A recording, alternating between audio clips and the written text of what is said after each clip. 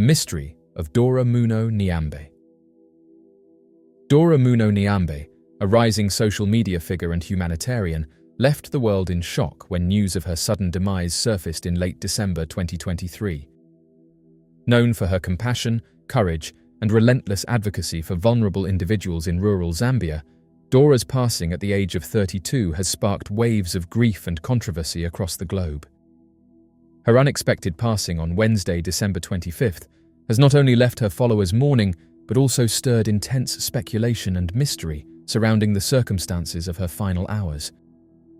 Dora had become a widely recognized presence on social media, where she amassed over 4 million followers. She also built a strong presence on Instagram, with over 110,000 supporters. Through these platforms, she chronicled her life in Zambia, particularly her work with children in a remote village where she founded the non-profit organization Footprints of Hope in 2019. Her mission was clear: to rescue young girls from marriage, provide education, food and safety to over 500 children, and employ local workers to help build schools and improve living conditions in an area often untouched by outside aid. Her work, while deeply inspiring to many across the globe, also earned her resentment from some within the community she served. On Friday, December 27th, a solemn message appeared on Dora's social media accounts, announcing her passing. It described her as a loving mother, heroine, peace philanthropist, and an extraordinary woman. The announcement stunned her global audience and triggered an outpouring of emotion, confusion, and theories. An official cause of what happened has yet to be publicly confirmed, which has only added to the speculation. What has particularly captured the public's attention is one of Dora's final posts on Instagram. In a video, she made a cryptic remark, saying that the villagers call her a witch. For many of her followers, this message took on a darker tone in the days following her demise. Dora's outspoken activism often placed her at odds with traditional beliefs in the region, where her access to social media and outside support was misunderstood and at times feared. Her wealth, gained through donations and international support, was viewed with suspicion, and some locals reportedly accused her of practicing witchcraft. According to reports shared online, Dora had attended a Christmas Eve celebration shortly before she fell severely ill.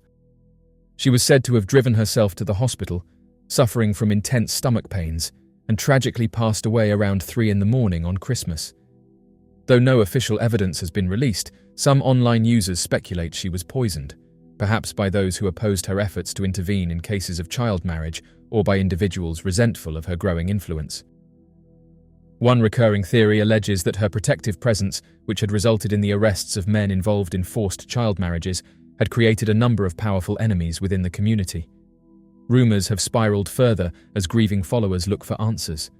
Some have drawn parallels between Dora's demise and other high-profile cases of activists and visionaries whose deaths were sudden and unexplained. One social media user echoed a sentiment widely felt among her fans, stating that they took her life. Others lamented that the world had lost a true angel and expressed concerns for the safety and well-being of the individuals she had been protecting. Dora's advocacy was nothing short of heroic. She provided food, shelter, and education to hundreds of children, employed skilled locals to build sustainable infrastructure, and stood up to systems that exploited the vulnerable. Her courage, however, came at a cost.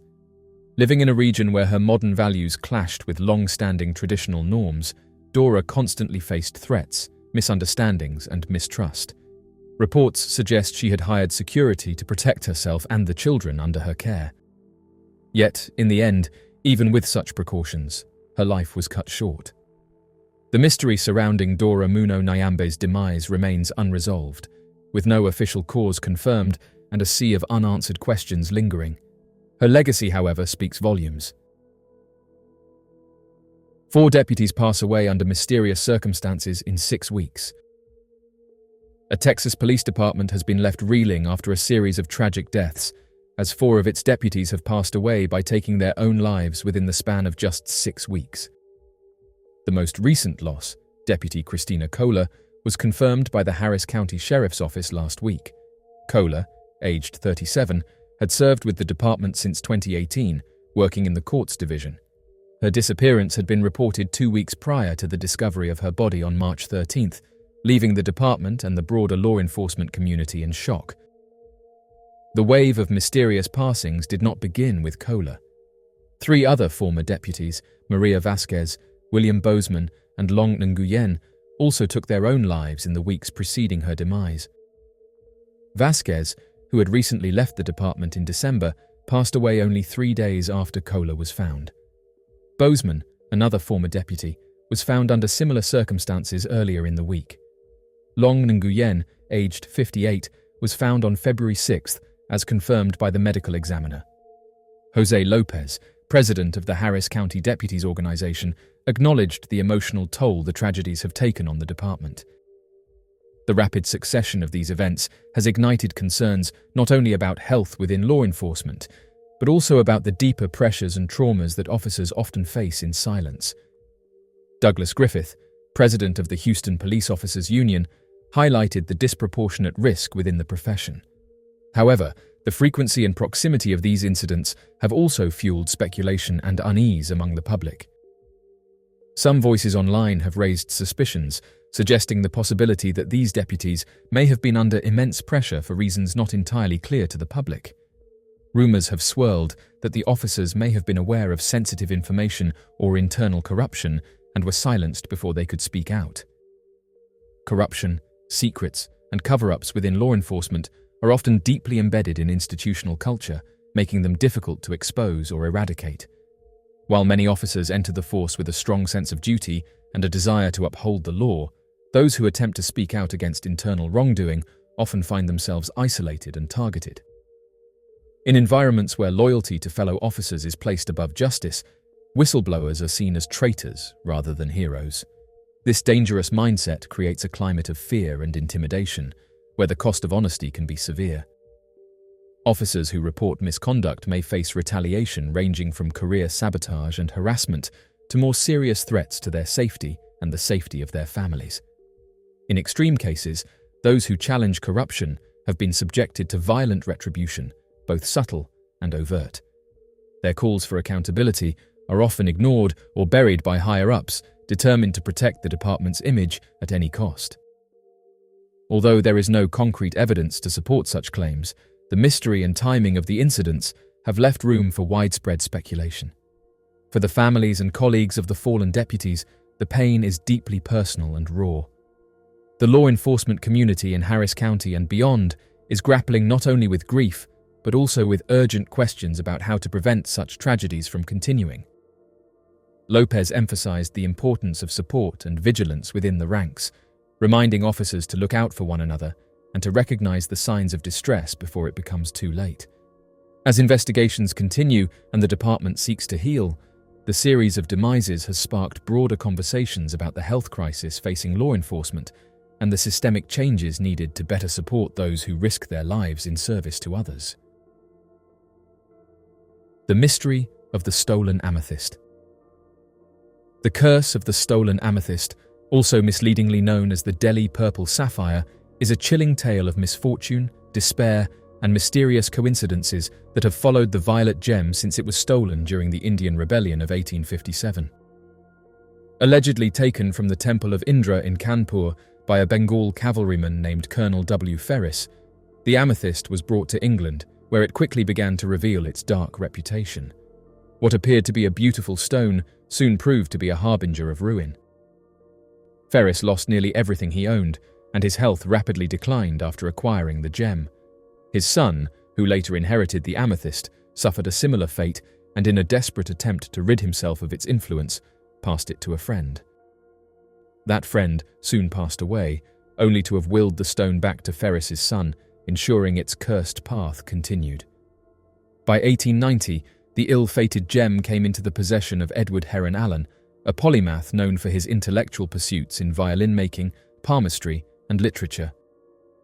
Despite his sharp mind and wide-ranging interests, Heron Allen was not immune to the amethyst's apparent malevolence. Misfortunes soon plagued him, and when he gave the stone to a singer friend, she claimed that her once gifted voice vanished overnight, never to return. Deeply unsettled, Heron Allen attempted to be rid of the gem once and for all by hurling it into London's Regent's Canal. However, even that effort proved futile. Just 3 months later, the amethyst reappeared in his life, dredged up, and returned to him by an unwitting dealer. Convinced now of the stone's evil, Heron Allen took extraordinary measures to prevent its curse from harming others. He locked the amethyst within 7 nested boxes and secured it in a bank vault, instructing that it should not be removed until 3 years after his demise. When he died in 1943, his daughter honoured his request and donated the stone to the Natural History Museum in London. Along with it came a letter from Heron Allen warning future handlers. Whoever shall then open it shall first read out this warning and then do as he pleases with the jewel. My advice to him or her is to cast it into the sea. Despite its ominous past, the amethyst was eventually put on display in 2007, set in a ring of silver and adorned with 2 scarab beetles. Yet some suspect that its curse continues to linger. Richard Savin, a curator involved in transporting the gem, recounted a bizarre and terrifying thunderstorm during a drive, lightning crackling around his car, his wife begging him to discard the stone. He also claimed to fall ill every time he planned to attend a Heron Allen Society meeting. While some may dismiss these events as mere coincidences, the long history of tragedy linked to the amethyst leaves others wondering whether it truly remains cursed. From colonial theft to locked vaults, the tale of the cursed amethyst serves as a haunting reminder that some treasures may carry more than just beauty. They may also bear the weight of sorrow, mystery, and a warning to those who dare to possess them. Chris Kremers and Lisanne Froon, 2 Dutch vacationers, were hiking in Panama in April 2014, but they never came back. Officials discovered their bleached bones and unsettling photos months later. Chris Kremers and Lisanne Froon went for a walk with the host family's dog on April 1, 2014, through the beautiful woodlands surrounding the Baru volcano in Boquete, Panama. Students Kremers and Froon were from the Dutch city of Amersfoort. Their trip to Panama was meant to be a combination vacation and volunteer experience, and they had spent 6 months organising it. In addition to assisting with local children, teaching arts and crafts, and studying Spanish, they intended to spend some time hiking and exploring. As part of a backpacking mission trip, the 2 women had been hiking through the Panamanian forest for the previous 2 weeks. They planned to stay with their host family for the next 4 weeks in order to volunteer at a nearby school. But on April 1st at 11 in the morning, they said goodbye to their family and were never seen again. The women had posted on Facebook about their plans to take a tour of the nearby village. In their letter, they added that before starting their walk, they had brunch with 2 other Dutchmen. The host family became aware of a problem on April 1st evening. Their dog had come back all right, but by himself. The girls had vanished from sight. The host family decided to hold off on calling the police until the next morning, after searching the neighbourhood around their house. The host family notified the authorities on April 2nd after Kremers and Froon failed to show up for a scheduled private walking tour of Boquete with a local tour guide. The following morning, villagers searched the settlement and the areas with light forest cover, in addition to conducting an airborne search of the forest. The 2 women were still unaccounted for as of April 6th. The families of Chris Kremers and Lisanne Froon, fearing the worst, took a plane to Panama and brought detectives from the Netherlands with them. They scoured the jungles for 10 days with the assistance of dog teams and local police. Weeks passed, and after 10 weeks, neither Kremers nor Froon had made an appearance. Then, a local woman handed in a blue rucksack, saying she had found it in a rice paddy by the river, just as police were winding down their search. Lisanne Froon's passport, 2 pairs of sunglasses, $83 in cash, a water bottle and 2 bras were all found inside the backpack. Most significantly, Froon's camera and the cell phones of the 2 women were also found inside. Police looked into the cameras and phones right away, and they found some unsettling evidence. The women had vanished, but the phones had been working for nearly 10 days. There had been 77 attempts in just 4 days to contact the police, using both the Panamanian emergency number and the Dutch emergency number.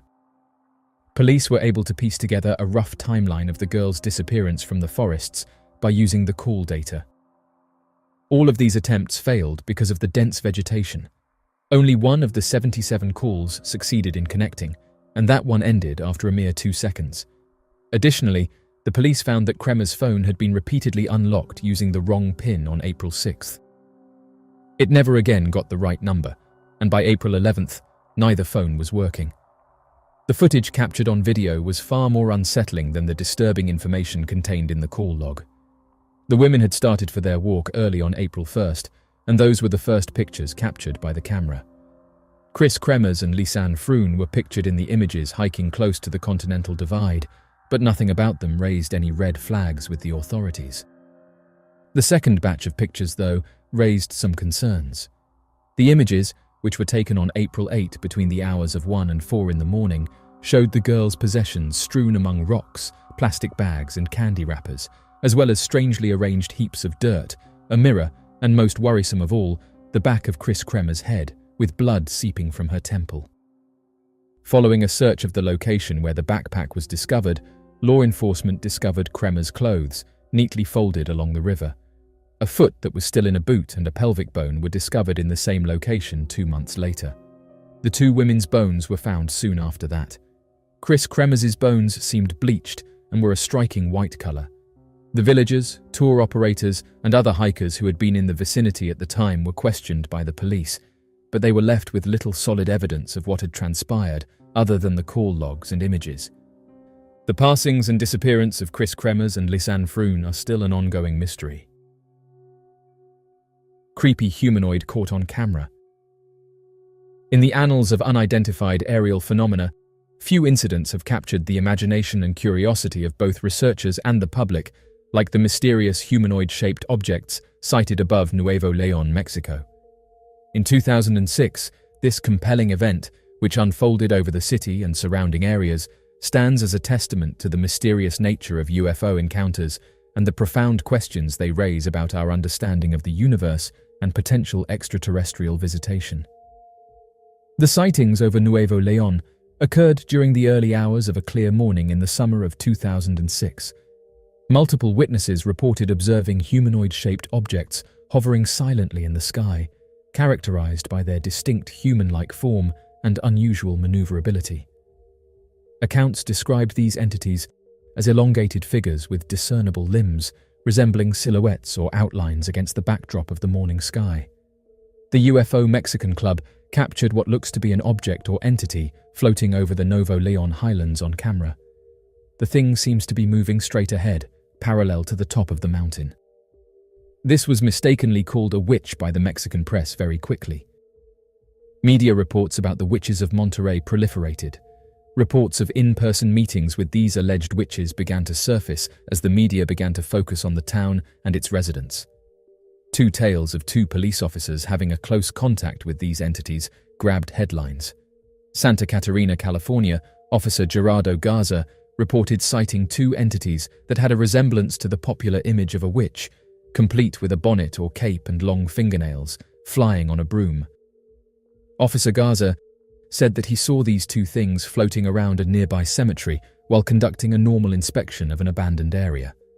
They were described by the officer as being feminine and coated in what looked like feathers. Another cop from another district had an even more scary encounter. One of these entities attacked Guadalupe officer Leonardo Samaniego. Officer Samaniego, who is shown on camera shaking immediately after the incident, says that the creature fell from a tree onto the bonnet of his car while he was on patrol. The entity, according to the officer, has feminine characteristics. He also says that it has dark skin and big eyes, clad in what seemed like a cloak. After that, he says, the thing put its hand on the windscreen, and that's when he passed out. All he can recall is waking up in his squad car, vest and shirt wrinkled. He dialed for support and emergency medical help. To record the aftermath, camera crews were present. One of the most compelling aspects of the Nuevo León sightings was the consistency of witness testimonies across different locations throughout the city. Witnesses from various neighborhoods reported similar details, including the object's size, shape, and behavior. Many described feeling a sense of awe and disbelief as they watched the humanoid forms hover motionless or move with fluid grace through the air, defying conventional aircraft capabilities. Video footage and photographs captured by witnesses further substantiated the reports, showing dark, humanoid shapes against the bright morning sky. These visual records, though often grainy or indistinct due to the limitations of recording technology at the time, provided crucial evidence of the phenomenon and contributed to the broader investigation by ufologists and researchers. In the aftermath of the sightings, local authorities and media outlets in Nuevo León were inundated with inquiries and requests for information about the mysterious objects. Residents sought explanations for what they had witnessed, while scientists and experts in UFO research scrambled to analyze the available evidence and formulate hypotheses about the nature and origin of the humanoid-shaped entities. Mysterious figure seen in abandoned military ship. When a man took a mysterious photograph while working on an old military boat, he later realized that something had been inadvertently recorded in the backdrop. The eyewitness stated that they work at sea. The photograph initially appeared online in August of 2014. They entered the dry dock to perform repairs and a refit, and when a ship is placed in a lock, its gates are closed. All of the water is pumped out, and the ship is left high and dry, or on the blocks, allowing for hull inspections and repairs. An outdated military frigate that was being dismantled for scrap was next to them. This boat was there almost 2 weeks before them. The crew abandoned the old ship to her destiny once the frigate was dry and on the blocks. A sad scene, but such is life. The dock workers could resume their work when all the delicate items had been taken out. J. John, the dock foreman, was the first to board, carrying a camera to snap images of the work areas. It's estimated that he took a couple hundred photographs, and this was one of them. After he showed his boss all the photos, the boss immediately called John and questioned why there was a guy with the axe at the edge of the camera. John was perplexed because he had not seen anyone on the ship. Deep within the ship, in a cross passageway, was where this photo was taken. He carried a torch and a camera with him, and whenever he went to snap a picture, he would switch off the torch, leaving him completely in the dark. He would then switch the torch back on and head out. The police were notified right away as the ship was military. The cops showed there and conducted their own inquiry. They discovered no evidence of human habitation aboard the ship, and it's also noteworthy that there was a single CCTV-covered gangway for passengers to board and exit the ship. Since there was a 25-meter drop, it seemed quite unlikely that someone would jump from the side. The disappearance of Finn Creaney in the Scottish Highlands. On Friday, March 25, 2022, at around 2 in the afternoon, Finn Creaney, aged 32, left on a walk. He was dropped off to begin his intended walking path around Loch Narva and south to Golspie on the public road in Sutherland, Scotland. He circled the region between Altnahara and Golspie on his hiking trip. An avid outdoorsman and survivalist, Finn created the Wildcat Bushcraft YouTube channel in January 2021 to share his wilderness survival skills and the stunning Scottish Highlands landscape. His capacity to construct makeshift shelters and endure below-freezing weather was demonstrated in multiple of his movies.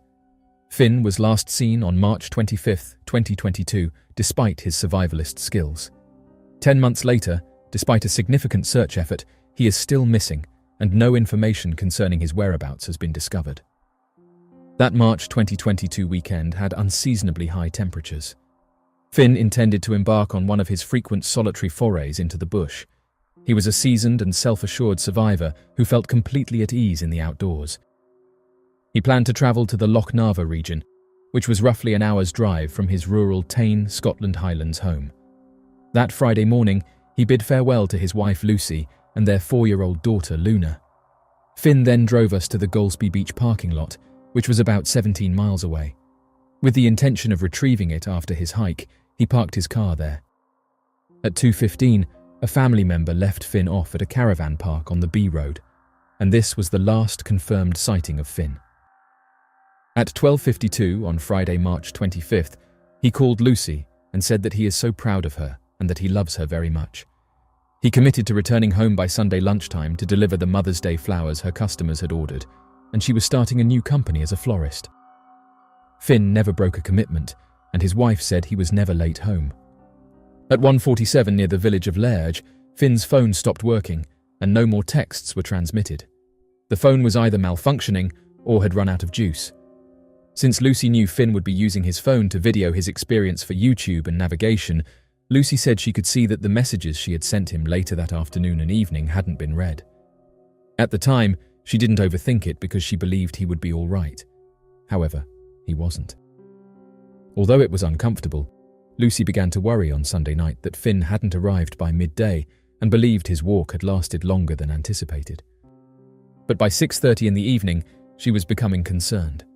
Although she assumed his phone had died and he was unable to contact her, the silence worried her. Lucy called the school where Finn works, instructing kids in bushcraft, early on Monday morning. After telling her he wasn't, they went and looked around the entire school, called her again, and made sure he wasn't there. Then she called the police and reported that Finn was gone. Finn was described as 5'11", slender, fair-skinned, and sporting freckles on his nose and arms.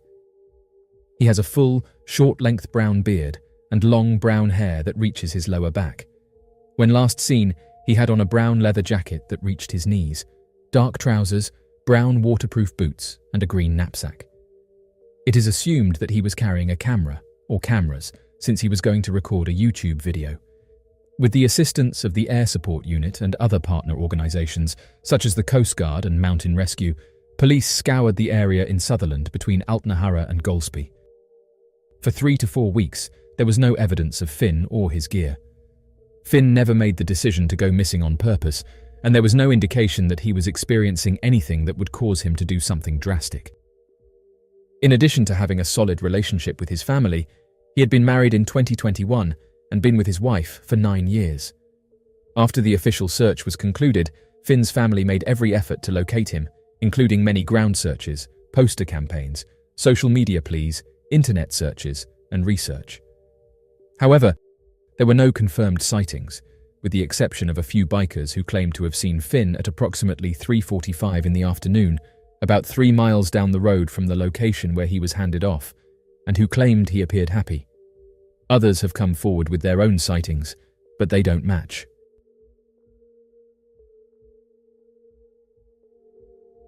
The Paris catacombs, a vast subterranean labyrinth beneath the streets of Paris, have long captured the imagination of adventurers, historians, and thrill-seekers alike. Originally built as quarries to mine limestone during the Roman era, the catacombs were later repurposed as a mass burial site in the 18th century, housing the remains of more than 6 million Parisians. In the 1990s, chilling found footage emerged, capturing the harrowing journey of a man who got lost within the catacombs and was never seen again. The Paris catacombs encompass more than 200 miles of underground tunnels, chambers and galleries, making it one of the largest ossuaries in the world. Over the centuries, the catacombs have served various purposes, from a clandestine meeting place for revolutionaries during the French Revolution to a hideout for members of the French resistance during World War II. Despite the fascinating history of the catacombs, their vast and labyrinth nature presents a significant danger to those who venture off the designated paths. The maze of tunnels can be disorienting, and inexperienced explorers run the risk of becoming lost or trapped within the catacombs. In the early 1990s, a group of Parisian catacomb explorers, known as cataphiles, stumbled upon a discarded video camera deep within the tunnels. The camera contained a chilling piece of found footage, which captured the journey of an unidentified man as he ventured deeper into the catacombs, eventually becoming disoriented and lost. The footage shows the man's mounting panic and desperation as he navigates the seemingly endless maze of tunnels, before ultimately abandoning his camera and disappearing into the darkness. The found footage was later aired in a 2000 documentary titled The Forbidden Paris Catacombs, sparking widespread interest and speculation about the identity and fate of the lost explorer. The authenticity of the found footage has been a subject of debate among skeptics and enthusiasts alike. While some believe the footage to be a genuine documentation of the man's harrowing experience, others have argued that it could be an elaborate hoax staged to create a sensational story. Nevertheless, the footage has prompted numerous investigations and search efforts to uncover the identity of the lost explorer and determine his ultimate fate. Despite these efforts, the man's identity remains unknown, and no trace of him has been found within the catacombs. Several theories have been proposed to explain the man's disappearance, ranging from the possibility that he succumbed to hypothermia or dehydration in the tunnels, to the more sinister notion that he was intentionally led astray by malicious individuals or supernatural forces. Nonetheless, the existence of the footage can be supported by an argument, given that no one has come forward to claim the ownership of it ever since it was initially broadcasted almost 2 decades ago. Even those involved in the documentary haven't made much noise around it, leading many to believe that it's unlikely that they're benefiting from it financially. Assuming the authenticity of the found footage, the main concern is to uncover the fate of the individual. Investigating this specific topic has posed difficulties in terms of reliable sources, given the scarcity of information available. Although various sources have linked paranormal activity to the video, researchers who live close to the area believe that a more plausible explanation can be derived. The catacombs consist of tunnels that extend for 150 to 200 miles, making it easy to become disoriented and lost. As evident from past rescues of stranded teenagers, it's not uncommon for people to lose their way amidst the catacombs. With temperatures averaging at 60 degrees Fahrenheit, it's possible that the man in the video lost his bearings and eventually succumbed to hypothermia. The enigma of the found footage of the lost Paris catacombs explorer continues to captivate and mystify those who delve into the dark history of this subterranean ossuary. The chilling footage serves as a stark reminder of the dangers inherent in venturing into the catacombs, as well as a testament to the enduring allure of the unknown. The fate of the lost explorer remains a mystery, shrouded in the shadows of the Parisian underworld and the murky depths of human imagination. The chilling atmosphere and macabre history of this subterranean world have given rise to countless legends, ghost stories, and tales of supernatural encounters. The Paris catacombs originated as limestone quarries during the Roman era, supplying materials for the city's construction. By the 18th century, Paris was grappling with the issue of overcrowded cemeteries, particularly the Central Cemetery of the Innocents, which was becoming a public health hazard. To address this problem, authorities decided to convert the abandoned quarries into an ossuary, a process that began in 1786 and continued until the mid-19th century. The bones from the overcrowded cemeteries were transported to the catacombs with great ceremony, blessed by priests and carefully arranged in artistic patterns. The dark, labyrinthine nature of the catacombs, combined with their macabre history, has fostered an atmosphere ripe for supernatural speculation. Over time, numerous legends have emerged, with some claiming that the tunnels are haunted by the spirits of those whose remains lie within, while others speak of the ghosts of revolutionaries and members of the French resistance who once sought refuge in the tunnels. Many visitors have reported inexplicable occurrences, such as sudden drops in temperature, unexplained noises, and even apparitions. Some believe that the spirits trapped within the tunnels are restless and tormented, drawn to the living who venture into their realm. In addition to ghostly encounters, there are also tales of mysterious creatures dwelling in the depths of the tunnels, further fueling the supernatural aura that surrounds this subterranean world. These legends have been perpetuated and amplified by popular culture, with the tunnels serving as the setting for numerous novels, films, and television shows that explore the theme of the haunted and the unknown. The Paris catacombs continue to captivate and intrigue visitors from around the world, drawn to their chilling history and the potential for supernatural encounters. The legends of the haunted catacombs also serve as a source of inspiration for those seeking to delve into the realms of the paranormal. Many ghost hunters and paranormal enthusiasts have ventured into the tunnels, armed with equipment designed to detect and document supernatural phenomena, in the hope of capturing definitive evidence of the spirits that are said to dwell within. The haunting history of the Paris catacombs is a testament to the enduring fascination with the unknown and the supernatural. The chilling atmosphere, combined with the macabre history of this subterranean world, has given rise to countless legends and ghost stories that continue to captivate the imagination. As a site of cultural and historical significance, the catacombs serve as a powerful reminder of the mysteries of the afterlife, drawing visitors from around the world. Today, the tunnels house the remains of an estimated 6 million people, making them one of the largest ossuaries in the world. The tunnels are a significant cultural and historical site, offering a unique window into the city's past. They serve as a stark reminder of the fragility of human life and the passage of time. Each year, thousands of tourists descend into the depths of the catacombs, eager to experience the eerie atmosphere and learn about their history. In recent years, there has been a growing interest in cataphiles, urban explorers who venture off the designated paths to explore the forbidden sections of the catacombs. While these adventures can be thrilling, they are also dangerous, as the tunnels can be disorienting and treacherous.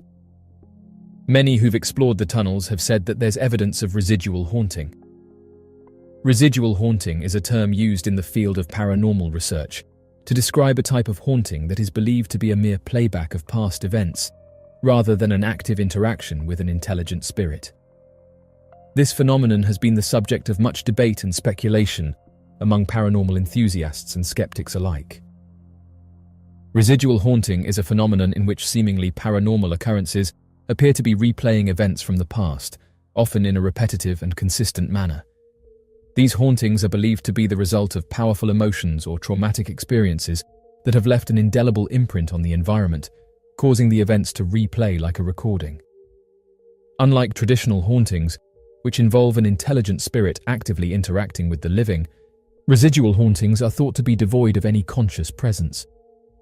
Instead, they are said to be merely an echo of the past, with no ability to interact or communicate with the living. The concept of residual haunting has led to several theories attempting to explain the phenomenon. One popular explanation is the stone tape theory, which posits that certain materials, such as stone or metal, can absorb and store the energy of past events. When the right conditions are present, this stored energy may be released, allowing the events to replay in a seemingly paranormal manner. Another theory suggests that residual hauntings may be the result of a psychic imprint left by powerful emotions or experiences. This psychic energy may become embedded in the environment and can be perceived by individuals who are sensitive to such energy, resulting in the perception of a haunting.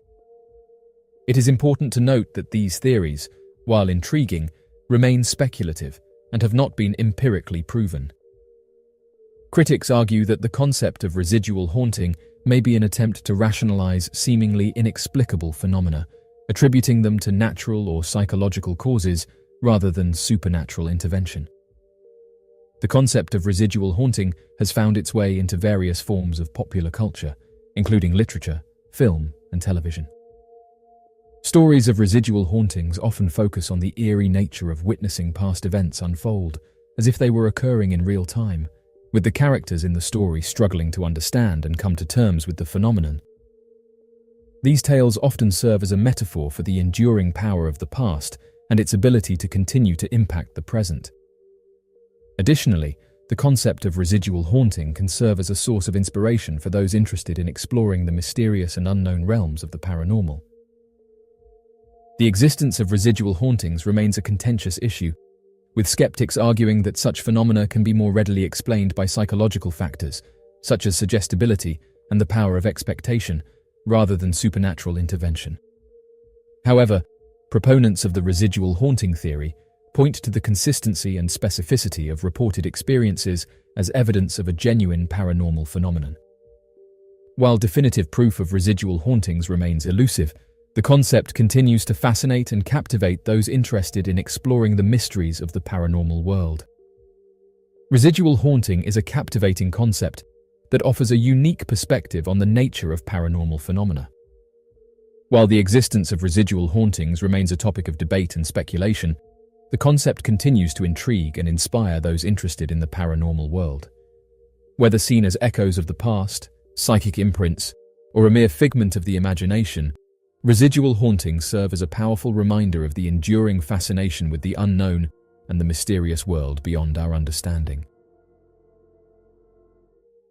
The mystery of the lead mask case. The unsolved lead masks case originated in the mountainous regions of Rio de Janeiro. During a particularly sunny summer day in 1966, a young guy accidentally made a chilling discovery. Adjacent to each other, and appearing to be unharmed, the deceased individuals donned lead masks covering their eyes. The little possessions they had at their disposal provided no explanations as to what happened to them, and one of them had a note in his pocket that further intensified the mystery. Over time, several hypotheses on the mysterious incident have surfaced, encompassing both ordinary and supernatural explanations. Nevertheless, detectives remain unaware of the reasons behind the two deceased individuals donning lead masks, the specific factors that attracted them to the Rio Highlands, or even how they passed away in the first place. A young man called Jorge da Costa Alves made the decision on August 20th, 1966, to launch his kite into the hills. During his stroll around Vintem Hill in Niterói, Rio de Janeiro, he encountered the alarming sight of two deceased individuals buried in the dense vegetation. When the cops came, they discovered an unusual scene. Both deceased individuals donned raincoats over their tailored clothes and improvised lead masks to cover their eyes. Close by were a vacant water bottle, a few towels, and a little amount of money. However, the most peculiar indication was a note found in the pocket of one of the deceased individuals. The text stated the following: 16:30, be at agreed place. 18:30, swallow capsules. After effect, protect metals, wait for mask signal. The case involving lead masks had commenced. However, while the police successfully collected further information regarding the deceased individuals in the subsequent days, each response merely prompted further inquiries. Law enforcement promptly identified the individuals as Manuel Pereira da Cruz, age 32, and Miguel José Viana, age 34. Both of them were married technicians specializing in electronics, hailing from Campos dos Goitacazes, some 175 miles northeast of Niterói. Armed with their identities, the authorities endeavored to follow their footsteps. The investigation revealed that Pereira da Cruz and Viana informed their families on the morning of August 17th about their intention to travel to São Paulo in order to purchase equipment and a vehicle. The two men had instead embarked on a bus bound for Niterói. Upon reaching Niterói at 4 in the afternoon, the men made multiple stops. They purchased indistinguishable raincoats from a nearby department store and a bottle of mineral water from a bar. Noteworthy, they retained their receipt, indicating their intention to return the empty bottle at a later time for the reimbursement. Nevertheless, those who recalled them could discern that something was amiss. The barman who had furnished Viana and Pereira da Cruz with the water bottle remembered that Viana appeared anxious. According to her account to the police, he repeatedly inspected his watch. Shortly thereafter, the lead mask's case became inaccessible. Manuel Pereira da Cruz and Miguel José Viana were last seen departing for the nearby hills at approximately 3:15 in the afternoon. 3 days later, they were found lifeless. Presently, the precise events that transpired in the hills of Rio de Janeiro during that peculiar August remain uncertain. Due to their extensive decomposition, the bodies of Pereira da Cruz and Viana provided little indications for a precise toxicology analysis. Nevertheless, theories have developed throughout the years. As authorities found at the time, Pereira da Cruz and Viana were not just technicians in the field of electronics repair. According to Pereira da Cruz's wife, both individuals had experimented with scientific spiritism and had a fascination with establishing communication with extraterrestrial beings. They had made several attempts with their acquaintance, Elcio Gomez. At one point, a collaboratively constructed electronic gadget spontaneously detonated in the backyard of Pereira da Cruz. In an apparent attempt, the trio retested the device on a beach and asserted to have observed a meteorological detonation in the atmosphere. However, law enforcement pursued more conventional leads. The authorities briefly considered Gomes as a potential suspect after Pereira da Cruz's wife reported that he had engaged in a physical altercation with her husband. Furthermore, Gomes had recounted conflicting narratives to them. Moreover, Hamilton Bazzani confessed to the police that he had assisted in the theft and taking the life of Pereira da Cruz and Viana after encountering them at a spiritualism center and enticing them to Niterói. Nevertheless, the police authorities were unsuccessful in substantiating his account. Ultimately, it is insufficient to ascertain the motives behind the two men's decision to venture into the hills. The mystery persists in captivating and exasperating readers as the events that unfolded once they reached the summit remain unknown. With a specific objective in mind, Manuel Pereira da Cruz and Miguel Jose Viana ascended Vintem Hill. An eye mask made of lead was carefully placed over their eyes. Then their world vanished, and the mystery surrounding the lead mask's case continues to this day. The mystery of the Somerville Light. Nestled in the quiet, rural expanse of Somerville, South Carolina, lies a mystery that has perplexed and fascinated residents and visitors alike for generations. Known as the Somerville Light, this eerie, glowing phenomenon has been the subject of countless stories, sightings, and investigations. Appearing on a dark, deserted stretch of road outside of town, the Somerville Light is often described as a single glowing orb that hovers just above the ground, illuminating the night with an otherworldly glow. While many have attempted to explain the light through science or folklore, its true nature remains elusive, leading many to believe that it is a genuine and unexplained phenomenon. The first recorded sightings of the Somerville Light date back to the early 20th century, although local legends suggest that the phenomenon may have been observed long before then. According to these accounts, the light appears most frequently on foggy or misty nights, when the conditions are just right for the mysterious orb to manifest. It is often seen along an old abandoned road that runs through the dense woods outside Somerville, a location that only adds to the eerie atmosphere surrounding the light. Witnesses describe the Somerville Light as a bright, white or yellowish orb that hovers in the air, moving slowly along the road or through the trees.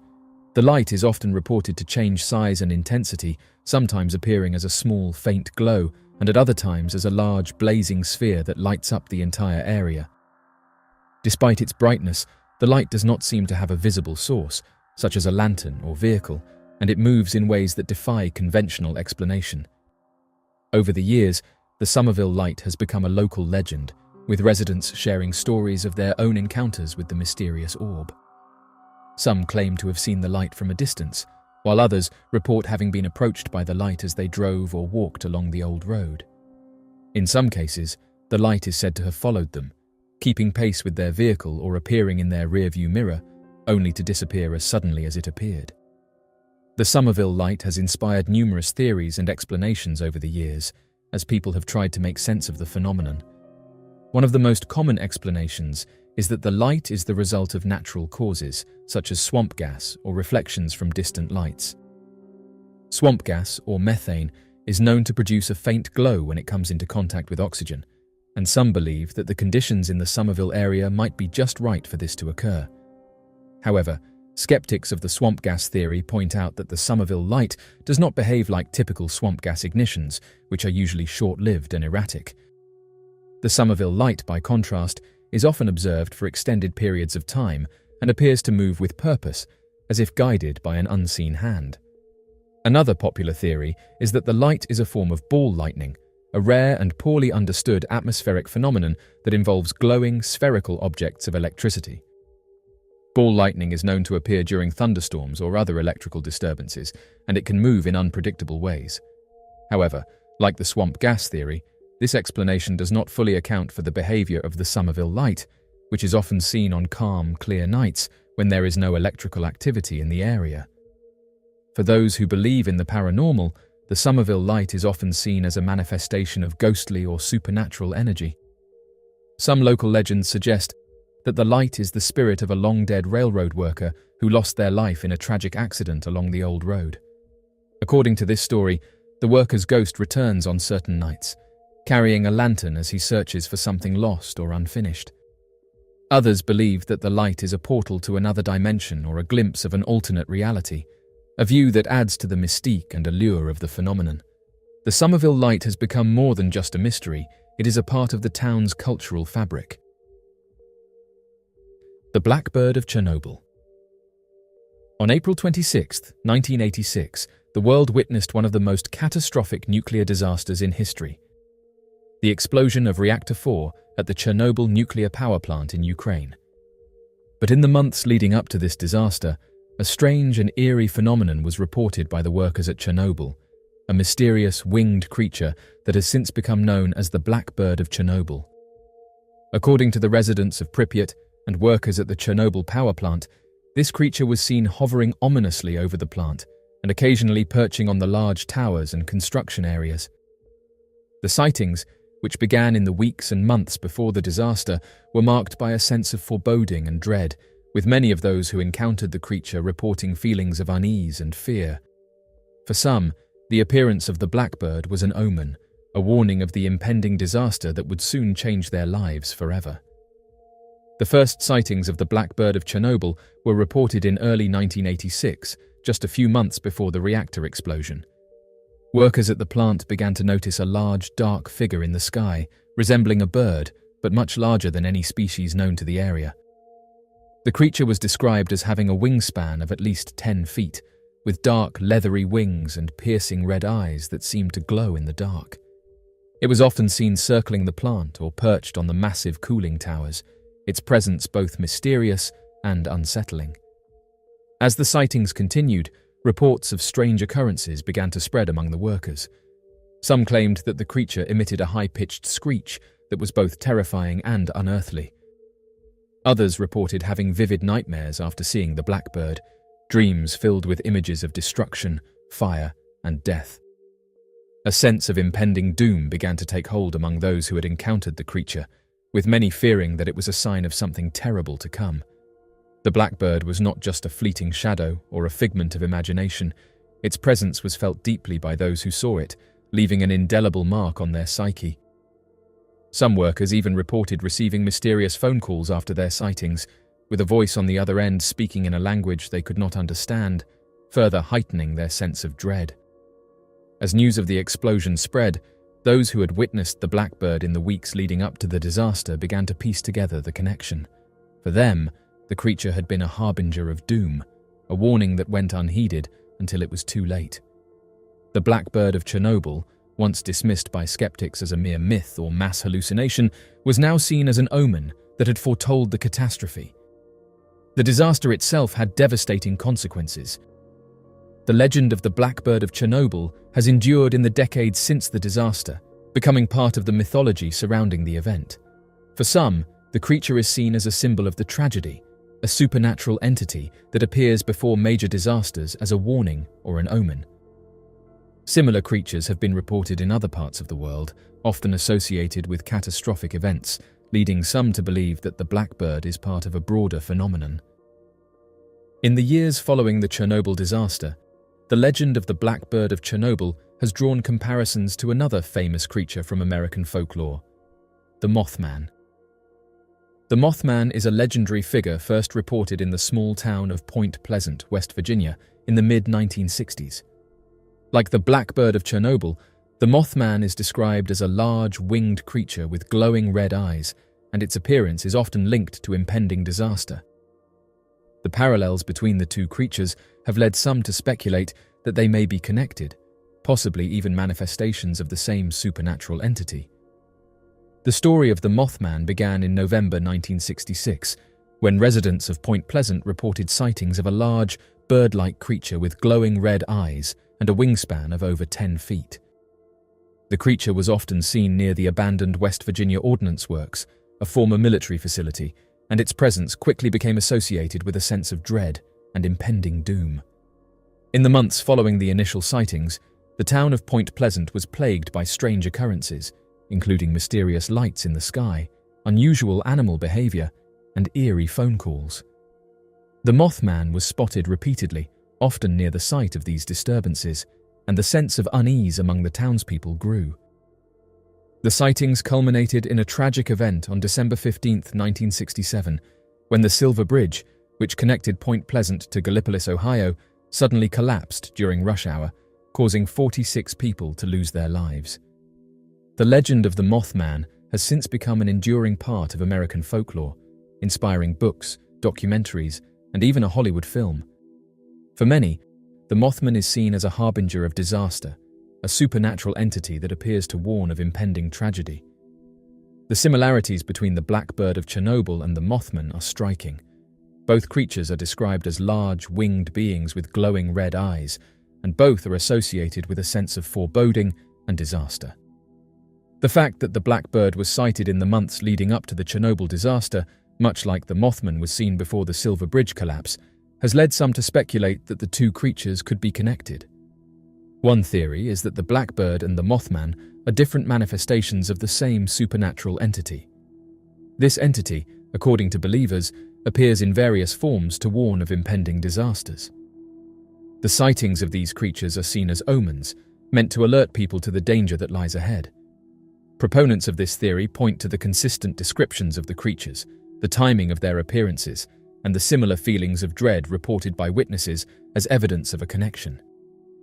Some researchers suggest that the blackbird of Chernobyl and the Mothman might be part of a broader phenomenon of phantoms or creatures that appear before major disasters. These creatures are often described as having otherworldly characteristics, such as glowing eyes, unusual sizes, or the ability to vanish suddenly. Theories about their origins range from the paranormal to the extraterrestrial, with some suggesting that these beings are sent by higher powers to warn humanity of impending doom. The Lost Giants of Ecuador. In 2012, a remarkable discovery was unveiled in the depths of the Ecuadorian jungles.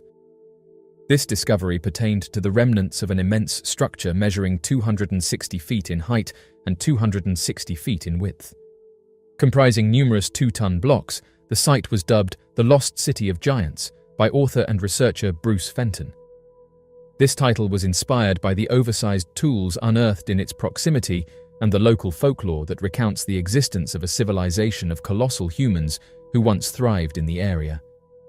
The unearthing of these colossal tools and the allusions to a race of giant inhabitants has continued to captivate the imagination and intrigue of scientists and historians.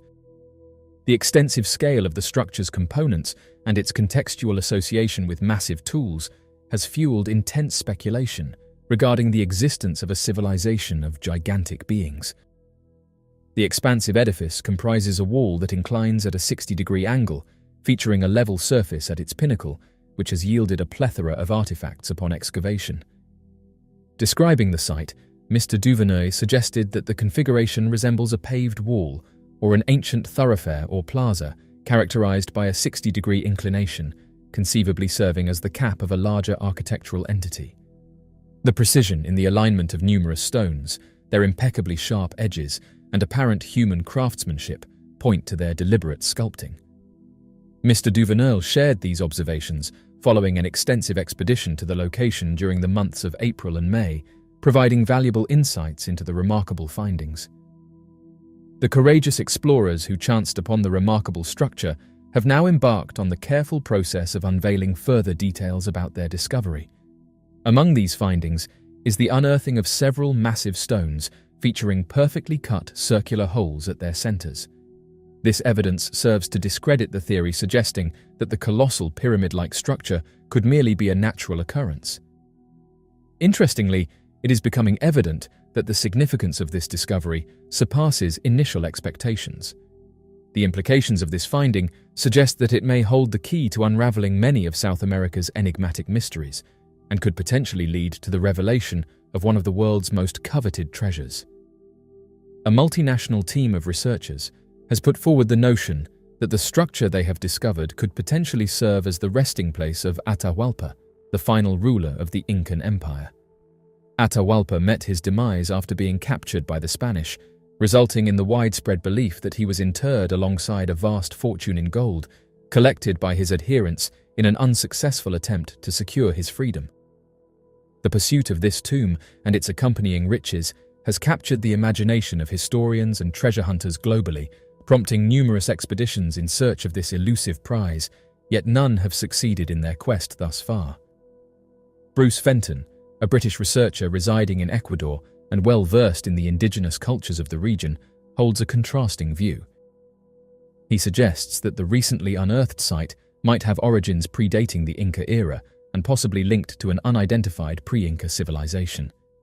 This perspective is rooted in the discovery of around 30 basic tools at the site, alongside the extensive erosion evident on the large stone blocks.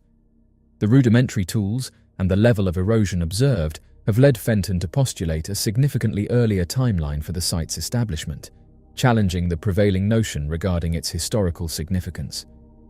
The Ecuadorian authorities have been informed about the discovery, and a team of archaeologists and paleontologists is anticipated to undertake an official expedition. Nonetheless, the investigation of the site is hindered by treacherous conditions. The journey through thick, mountainous jungle from the closest town takes approximately 8 hours, with one of the routes being notorious for the dangers posed by attacks from African bees. Despite these challenges, efforts are underway to facilitate a comprehensive exploration of the area to unveil its historical and scientific significance. For those unaware, back in 2012 when the initial discovery was made, the site under exploration, a remarkably colossal pyramidal-style edifice measuring about 80 meters in both length and height, is situated, featuring steeply inclined walls. This construction comprises asymmetrical, large, hewn stone blocks, with each block estimated to weigh around 2 tons at present. The walls of the structure consist of hundreds of these blocks meticulously assembled together. This architectural marvel showcases meticulous craftsmanship and engineering, reflecting the advanced skills of its builders and leaving a significant impact on the site's historical and archaeological significance. In the elevated region, there lies a level surface that is believed to have functioned as a ceremonial or possibly sacrificial platform utilized by priests. Surrounding this area, numerous stone and pottery artifacts are strewn about. Several of these items bear resemblance to stone tools that might have been employed in either mining or refining various types of metal ore.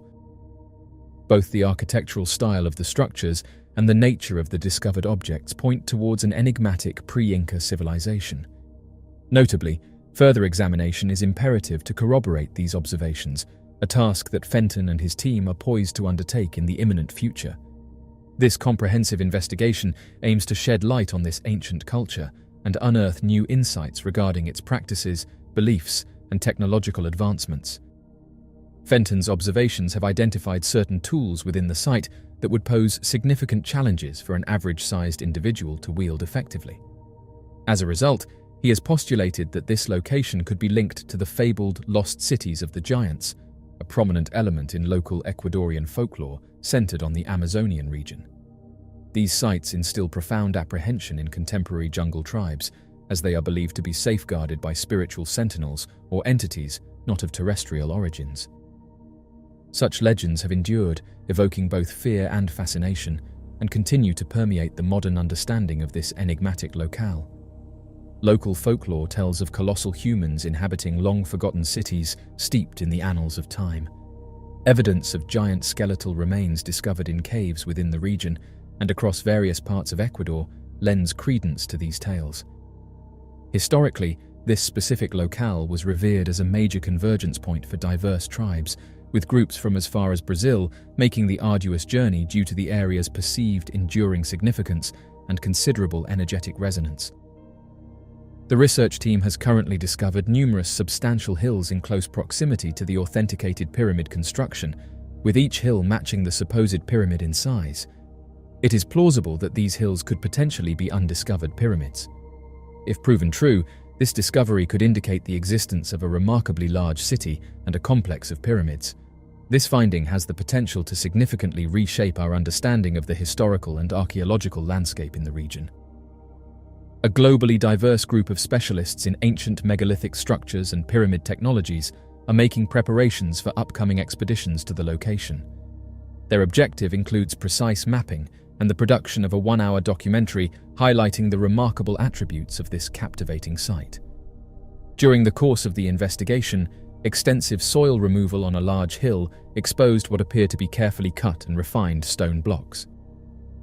These blocks exhibit remarkably smooth surfaces, their aging process seemingly slowed by a protective layer of earth.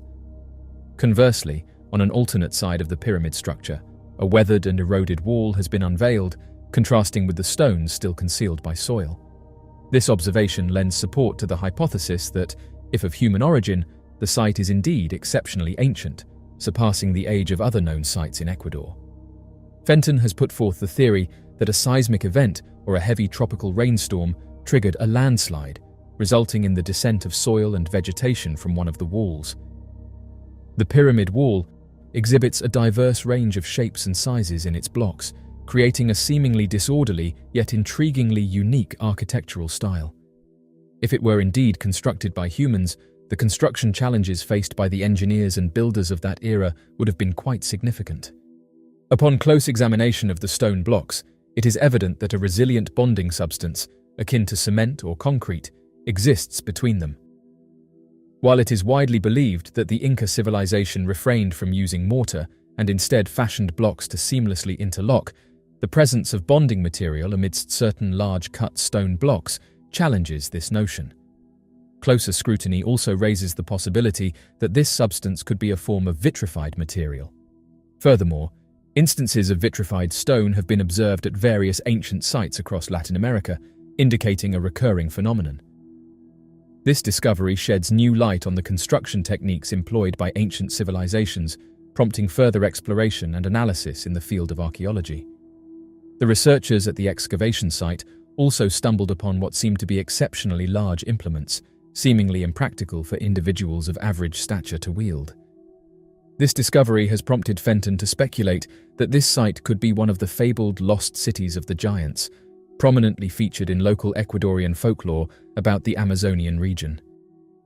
These legends revolve around colossal humanoids who inhabited cities that have since faded into obscurity throughout history. Notably, the region has seen the unearthing of massive skeletal remains in caves, further reinforcing the presence of gigantic inhabitants, a phenomenon not limited to this particular area but also observed in various other regions of Ecuador. The implements seem to resemble excessively large hammers, perhaps with stone heads. If these were affixed to sturdy wooden shafts, they would possess remarkable size and weight, rendering them impractical for everyday use by the average Incan or indigenous Indian. These individuals were typically of slight build, with an average height of about 5 feet, making it challenging for them to wield such hefty tools effectively. The unresolved mystery of Jim Sullivan's disappearance. In the annals of unsolved mysteries, few cases are as baffling and mysterious as the disappearance of singer-songwriter Jim Sullivan. A promising talent on the brink of success, Sullivan's vanishing act in the vast expanse of the California desert has captured the imagination of sleuths and music aficionados for decades. As the years have passed, the mystery has only deepened, leaving behind a trail of unanswered questions and speculation. Jim Sullivan was a folk rock musician whose debut album, UFO, released in 1969, garnered critical acclaim and garnered him a devoted following in the burgeoning Los Angeles music scene. With his haunting vocals, introspective lyrics, and soulful guitar playing, Sullivan seemed poised for stardom, his talent shining brightly against the backdrop of the turbulent 1960s. However, just as Sullivan's star was on the rise, tragedy struck. In March 1975, while en route from Los Angeles to Nashville to pursue his musical aspirations, Sullivan embarked on a fateful journey through the vast Mojave Desert. It would be a journey from which he would never return. The circumstances surrounding Sullivan's disappearance are shrouded in mystery and speculation. According to reports, Sullivan's car was found abandoned on a remote desert road, with no sign of struggle or foul play. His belongings, including his guitar, were discovered inside the vehicle, seemingly untouched. Yet there was no trace of Sullivan himself, prompting a massive search effort by authorities and volunteers alike. As days turned into weeks and weeks into months, the search for Jim Sullivan yielded few clues and no conclusive answers. Sightings were reported, leads were followed, but each new development seemed to only deepen the mystery surrounding his disappearance. Some speculated that Sullivan had met with foul play, while others theorized that he had simply wandered off into the desert, overwhelmed by personal demons or the pressures of the music industry. One of the most tantalizing theories to emerge from the investigation into Sullivan's disappearance is the notion of a paranormal or extraterrestrial encounter. Given the title of Sullivan's debut album and the otherworldly themes present in his music, some have speculated that his vanishing act may have been connected to his fascination with the unknown and the unexplained. Sullivan himself had purportedly spoken of experiencing strange and otherworldly phenomena in the days leading up to his disappearance. According to reports, he had confided in friends and acquaintances about encounters with mysterious lights in the desert sky and a sense of being followed or watched. While some dismissed these accounts as the ramblings of a troubled artist, others saw them as potential clues to unlocking the mystery of Sullivan's fate. In the years that followed Sullivan's disappearance, his music continued to garner a cult following among fans and collectors, with his album UFO achieving legendary status among aficionados of obscure and overlooked gems from the era. Yet, despite the enduring legacy of his music, the mystery of Jim Sullivan's disappearance remained unsolved, casting a shadow over his career and leaving a void in the hearts of those who knew and admired him. Numerous theories have been proposed over the years in an attempt to unravel the mystery of Sullivan's disappearance. Some suggest that he may have succumbed to the harsh conditions of the desert, while others speculate that he may have intentionally disappeared, seeking to escape the pressures of fame and the constraints of society. Yet, amidst the speculation and conjecture, one thing remains certain. The disappearance of Jim Sullivan is a mystery that continues to haunt and intrigue those who dare to delve into its depths. As the years pass and the trail grows colder, the truth behind Sullivan's vanishing act may never be known, leaving his fate to linger in the realm of the unknown and the unexplained. In the annals of music history, Jim Sullivan's disappearance stands as a testament to the fragility of fame and the enduring allure of the unknown. Though his voice may have been silenced, his music lives on, a haunting reminder of a talent lost too soon and a mystery that may never be solved. The mystery of Blackbeard's treasure. Few figures in history have captured the public's imagination quite like Blackbeard, the infamous pirate who terrorized the seas during the early 18th century. Known for his fearsome appearance, with a thick black beard and a reputation for ruthlessness, Blackbeard, whose real name was Edward Teach, became a legend in his own time. Among the many stories that surround Blackbeard, one of the most enduring is the mystery of his lost treasure. Despite centuries of searching, the whereabouts of Blackbeard's legendary hoard remains unknown, tantalizing treasure hunters and historians alike with the prospect of untold riches hidden somewhere along the eastern seaboard of the United States. Blackbeard was born around 1860 in Bristol, England, and began his seafaring career as a privateer during the War of the Spanish Succession. After the war ended, many privateers turned to piracy, and Blackbeard was no exception. By 1716, he had taken to the high seas as a pirate captain, commanding a fleet of ships and building a fearsome reputation. His flagship, the Queen Anne's Revenge, was a captured French vessel that he equipped with 40 guns, making it one of the most formidable pirate ships of its time. Blackbeard's exploits were legendary. He and his crew roamed the Caribbean and the eastern coast of the American colonies, plundering ships and coastal settlements. His reputation for brutality was well earned, and he cultivated a terrifying image, tying slow-burning fuses into his beard that would smolder and emit smoke, giving him a demonic appearance during battle. Blackbeard's reign of terror reached its peak in 1718, when he blockaded the port of Charleston, South Carolina, and extorted a ransom from the town's inhabitants. Despite his fearsome reputation, Blackbeard was also a shrewd and cunning leader.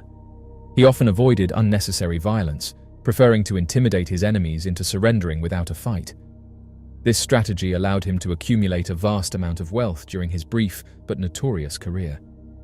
However, Blackbeard's luck ran out later that same year when he was killed in a fierce battle with British naval forces off the coast of North Carolina. The story of Blackbeard's lost treasure begins with his death. On November 22, 1718, Blackbeard was killed in a battle with Lieutenant Robert Maynard of the Royal Navy. After his death, rumours began to circulate that Blackbeard had buried a vast treasure somewhere along the coast, intending to retrieve it later. These rumours were fueled by the fact that, despite his successful pirate career, very little of Blackbeard's wealth was ever recovered. Contemporary accounts suggest that Blackbeard had accumulated a significant amount of gold, silver, and other valuables during his raids, but none of this treasure was found on his ship or among his personal effects. The idea of buried pirate treasure captured the public's imagination, and Blackbeard's supposed hoard became the stuff of legend. Over the centuries, numerous locations have been proposed as the possible hiding place of Blackbeard's treasure, including the Outer Banks of North Carolina, the coast of Virginia, and even the Caribbean islands where Blackbeard once operated. Treasure hunters have scoured these areas, digging up beaches and searching underwater wrecks in the hopes of finding the lost riches. Despite the many searches, Blackbeard's treasure has never been found, leading some to question whether it ever existed at all. Historians point out that, while the idea of buried treasure is a romantic one, there is little evidence to suggest that pirates actually buried their loot. Most pirate treasures were likely spent or traded soon after they were acquired, rather than being hidden away for future retrieval. However, the mystery of Blackbeard's lost treasure persists, fueled by occasional discoveries of pirate artifacts and shipwrecks. In 1996, the wreck of the Queen Anne's Revenge was discovered off the coast of North Carolina. The site has yielded a wealth of historical artifacts, including cannons, weapons, and personal items belonging to Blackbeard and his crew. While no treasure has been found at the site, the discovery has renewed interest in the search for Blackbeard's lost wealth. Some treasure hunters believe that the clues to Blackbeard's treasure may lie in old maps, journals, or letters from the period. Others suggest that the treasure could be hidden in a location that has not yet been thoroughly explored, such as a remote island or an underwater cave. Modern technology, including sonar and underwater drones, has made it possible to search areas that were previously inaccessible, giving hope to those who continue the hunt. Theories about the location of Blackbeard's treasure are as varied as they are intriguing. Some believe that Blackbeard buried his loot on Ocracoke Island, a small barrier island off the coast of North Carolina, where he was known to have spent time. Others suggest that the treasure could be hidden in the swamps of Virginia or South Carolina, areas that would have provided ideal hiding places for a pirate on the run. One popular theory is that Blackbeard may have hidden his treasure on an island in the Caribbean, possibly one of the many small, uninhabited islands that dot the region. These islands would have been easy to reach by ship and difficult for authorities to search, making them ideal locations for a pirate cache. Another theory is that Blackbeard's treasure is not a physical hoard of gold and silver, but rather a hidden trove of documents, maps, or other valuable information that could have been used to secure more wealth or power.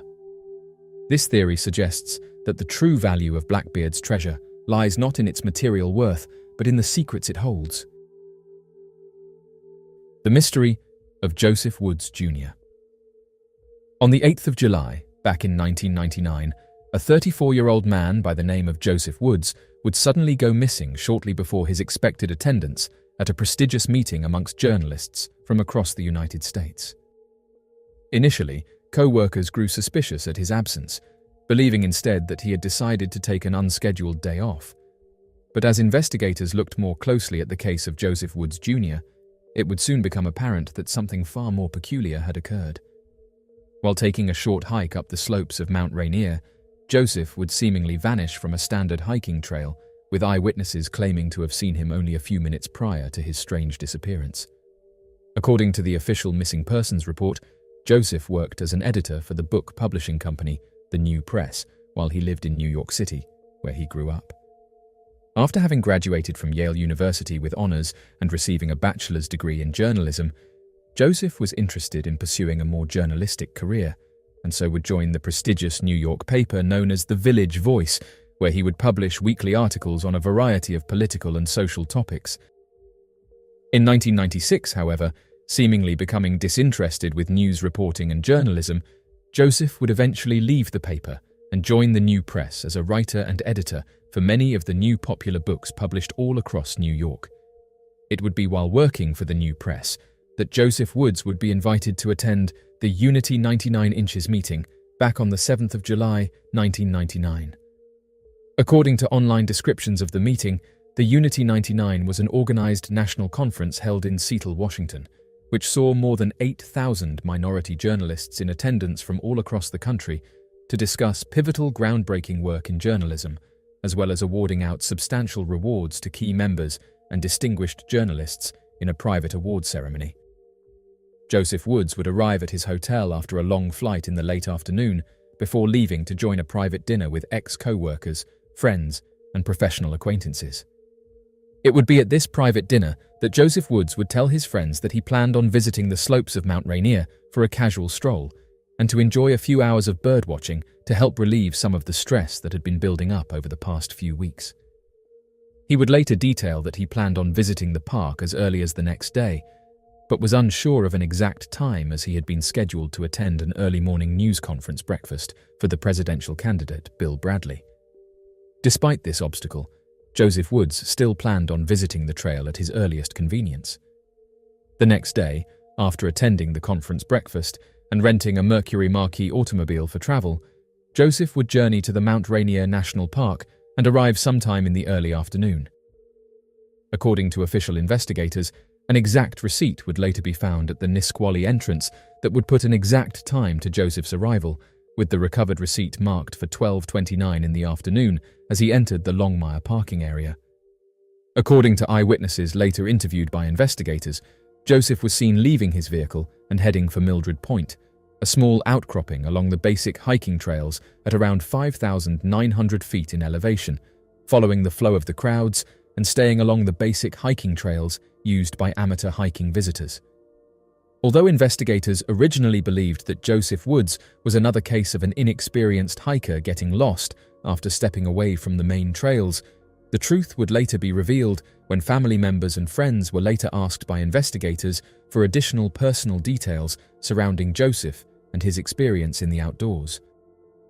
Investigators would later uncover that though Joseph stuck with the main amateur crowds while visiting the slopes, he had been an avid outdoorsman his entire life, even earning the title of Eagle Scout while he was a member of the Boy Scouts while growing up in New York. Additionally, the trail that Joseph had taken was a simple, wide trail that had clear pathways, making it impossible for someone to get injured or lost, even if they were an inexperienced traveler. Even more strange, Joseph did not make or have any plans to engage in any risky activity whatsoever, and should have made it back to his vehicle in less than a couple hours. The last known eyewitness to Joseph Woods' whereabouts was another visiting hiker in the area known as Bruce Gaumond. When search and rescue would later be called to the area, Bruce Gaumond would tell investigators that he had come across Joseph while he had been coming down the slope at around an altitude of 4,800 feet. He and Joe had talked for a few minutes while resting at the Rampart Ridge Trail, where they used their short break to compare notes on what birds the two men had both seen. When estimating the time that this encounter took place, Bruce was a little unsure but guessed that it must have accrued sometime around 2 in the afternoon, give or take 20 minutes or so. Shortly before the end of their conversation, Joseph Woods would ask Bruce Gaumond how much further the trail went up, to which Bruce replied that the trail was essentially closed, as it only continued up for about 10 more minutes, but was blocked off by some fresh snow and a questionable snow bridge. Additionally, Bruce would advise Joseph to not continue any further up the trail due to the snow bridge, which appeared to have been a sheet of fresh snow that covered over hidden ridgelines and unnoticeable crevasses, proving to be too dangerous to pass through without fear of accidentally falling into one of the deep, unseen caverns of the pass. Though Bruce Gaumond had assumed that Joseph Woods had returned to the base of the mountain after their talk, he would initially tell investigators that if Joseph Woods happened to be missing, he could have fallen into one of the questionable snow bridges had he instead continued up the trail.